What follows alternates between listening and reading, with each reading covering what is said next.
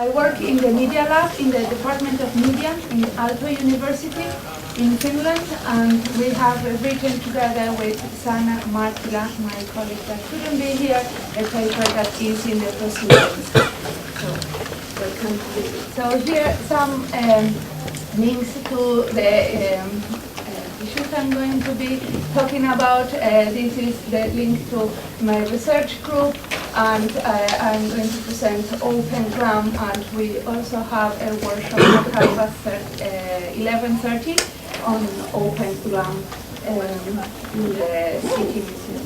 Welcome there. And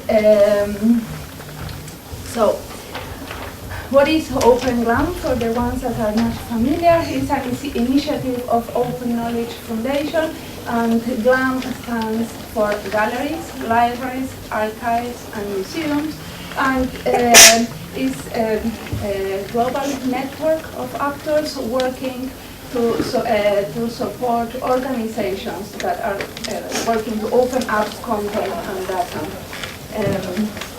And the idea is that promote this free and open access to digital culture. So 1.5 years ago, my colleague Sanna Martila told me, like, look, Mariana, we need to have these discussions in Finland and in Finnish language for our community. So we started this working group, and we also have a blog, and we have been organizing workshops and seminars and events. At the moment, we also have done, we also got funding from the Ministry of Culture to be promoting this idea of use and reuse of content. So the questions I went through in this paper especially is how to motivate museums towards openness, and what is the contribution that this discussion of openness can bring to museums. So for answer this, I was analyzing the material that we collected in these workshops. These workshops had sometimes around 25 participants from GLAM organizations, about 10, it depends in which city, and they were in different cities in Finland, for Forsa, Pori, Tampere, and Helsinki. And we went on analyzing that material. In the workshop we have always a lecture to introduce the topic to the participants, and then we were working on predefined work.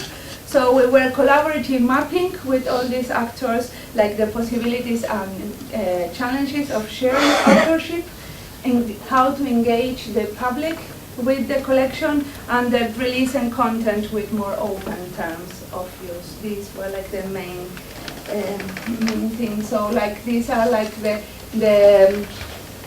actually the tasks that were in the workshop. So mainly one of the aims of the workshop from the beginning was to trace a link from already existing discussions in the museum field and in cultural organization on accessibility, on social inclusion and participation, and link and weave them with open practices. So the idea is that because the discussion on open data was gaining participants in Finland in general, we wanted to bring this issue to the museum community without having the fear of like, well, this is something that we have never done, is something very nerd or very difficult for us. So it was the whole was to show that actually when we are talking about including and making people participate in exhibition is not very far from what open practices are bringing. So this is like, so as part of the analysis I also use this these three approaches: social inclusion and accessibility, the participatory and open practices. So in each case, I am mapping. We have been mapping with them different practices that relate to that are part of the museums and the other organization activities. So a lot of them, when we talk about social inclusion and accessibility in cultural institutions, this is something that really inspired them, and they all have been always thinking who is the person invited, and giving access to the collection to different groups of social classes, different age group, different communities, and that have more or less possibilities to enjoy to access to collections. So an open in these cases was perceived in relation to technical and copyright challenges, not in terms of the possibility to the audience to engage and interact with cultural content. So like what we brought here is that it's also openness is also about engaging with the cultural heritage content. And in this case specifically, it's also to open the content to new actors, because now there is like concept designers or people from social science or developers and volunteers that could create new and reuse the content of museums. So when we talk about the participatory approaches, it's mainly the focus is in how to take part, how to make people participate. In some cases it's about bookmarking, tagging, making content, bringing your own content to the museum, but it's mostly inspired in the activities and also in giving special invitations to external collaborations, for example, asking an association of Chinese community to bring their own objects to the museum. So there is a special interest related to the collection. And through these many, we can talk a lot about this participatory, or like yesterday, for example, we have an excellent talk about the ABBA Museum in which the visitors could be the fifth member of the group. So there is a lot of, this is like the current trend, and we want to create more of these participatory experiences in the museum. And through them, a sense of trust developed that allows museum to enrich the collection through this community participation. And we need this trust in order to open the collection and see how people can reuse the content. So,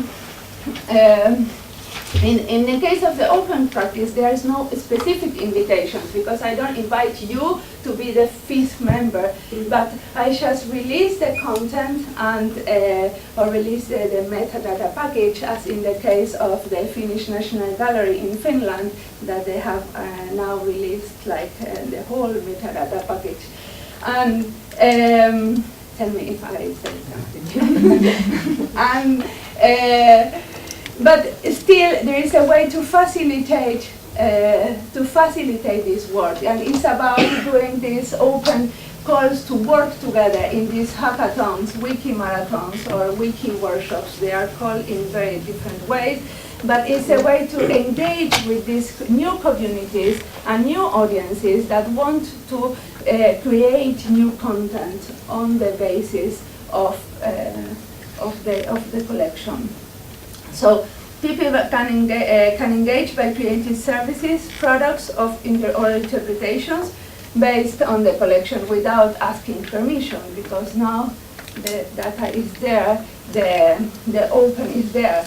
So the collection will be used, interpreted in very unexpected way. And this is an open approach that involves also certain risks and definitely a trust. So it's important to work together with these new communities and these new audiences in order to nurture this trust. So I think I have Yes, I am on time. So it's about this trust and to extend that with external collaboration, and also it's also about, in the case of the open practices, the audience is taking part in the production and design of visualization or products or services based on the museum collection. But this time, the invitation, if we wanted to use the metaphor of the invitation, is to take part in the role as experts, because developers, they are creating apps, they are creating services or visualizations that allowed for further invitations, that allowed to themselves to take others and to invite other groups of people within the museum, or to recreate based on the collection. So this time the audience takes part in the role of expert that can design, publish, and make invitations, facilitating others to come along. So openness gives spaces to surprising and ask for ethical questions, but also I have to remind that all this background that we have in making these participatory practices happen allowed us to say that yes, we can be open and we can allow the audience to engage with the content, because we have already created certain trust, and people valorate a lot the collections in the museum, and they are museums as a media are very respected. So when people create and use collections, they are doing that with a lot of respect. And there is a lot of different cases I'm going to show in the workshop, in the other session, in the Open Plan workshop, in which you can see how different developers and designers have been using the collection. But this is about our discussions in Finland. Thank you.